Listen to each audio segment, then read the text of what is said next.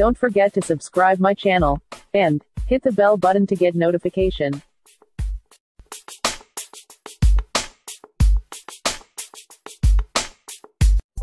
Hi guys. Today I am going to give you a solution of the problem. 500 internal server error. Purple monkey. Within 5 minutes. Yes, within 5 minutes. So, watch the video till the end and don't skip. Nowadays many YouTube are facing an error. 500 internal server error purple monkey. I have also faced it.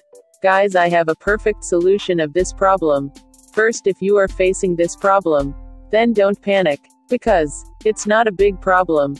Sometimes it resolves after refreshing the page, but not in every situation. I got this error on my monetization tab. So I pasted the problem on YouTube and found so many results. But I thought I should try to clear cache from the device.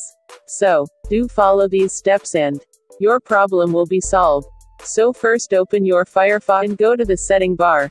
Now, clear private data. When private data cleared, then go to YouTube dashboard, then signing in your account with username and password, then wait for loading the page.